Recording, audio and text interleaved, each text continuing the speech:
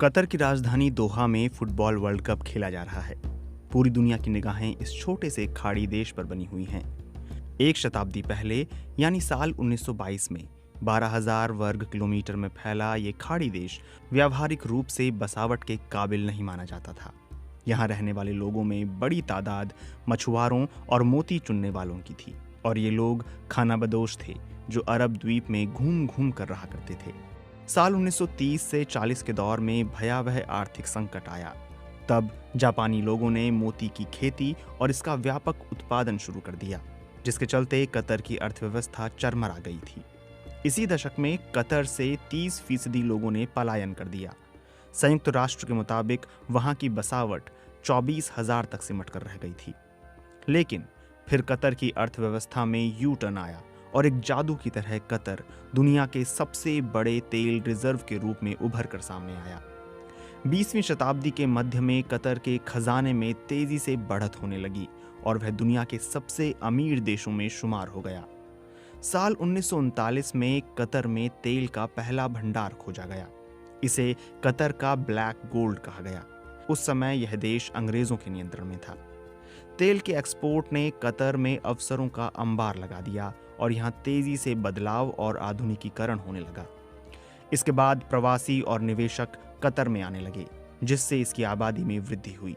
1950 में कतर की आबादी 25,000 से भी कम थी, जो 1970 तक 1 लाख से ज्यादा हो गई।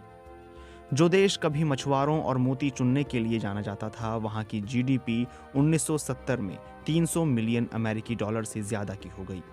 एक साल बाद ब्रिटिश शासन का अंत हुआ और कतर एक स्वतंत्र देश बन गया। 1971 में इंजीनियरों ने कतर के पूर्वोत्तर तट से दूर नॉर्थ फील्ड में विशाल प्राकृतिक गैस रिजर्व की खोज की। हालांकि 14 साल के बाद पता चला कि यह धरती का सबसे बड़ा प्राकृतिक गैस क्षेत्र है।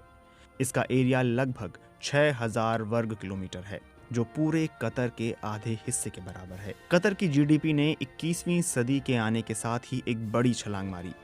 साल 2003 से 4 में कतर की जीडीपी दर 3.7% से बढ़कर 19.2% हो गई।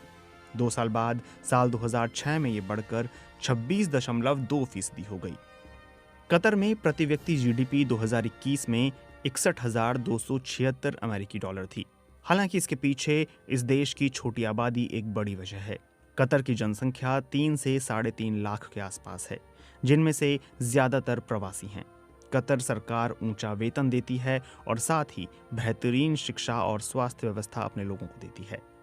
हालांकि हालिया सालों में कतर की अर्थव्यवस्था को नुकसान भी हुआ है और वह थोड़ी धीमी हुई है। भविष्य में इसके सामने कई चुनौतियां हैं। जीवाश्म ईंधन पर निर्भरता और वर्तमान में वह जलवायु प्रभाव को लेकर कड़ी स्क्रूटनी झेल रहा है। कतर के साथ एक राजनयिक विवाद के बाद सऊदी अरब, संयुक्त अरब अमीरात, बहरीन और मिस्र ने साल 2017 और 2021 के बीच नाकाबंदी की थी, जिससे कतर की अर्थव्यवस्था को नुकसान पहुंचा। कतर ने फुटबॉल विश्व कप के आयोजन के लिए 2 लाख मिलियन अमेरिकी डॉलर से ज्यादा खर्च किया है, जो इतिहास में अब तक का सबसे महंगा फीफा विश्व कप है। इसमें 8 स्टेडियम, एक नया हवाई अड्डा और एक नई मेट्रो लाइन जैसे इंफ्रास्ट्रक्चर बनाए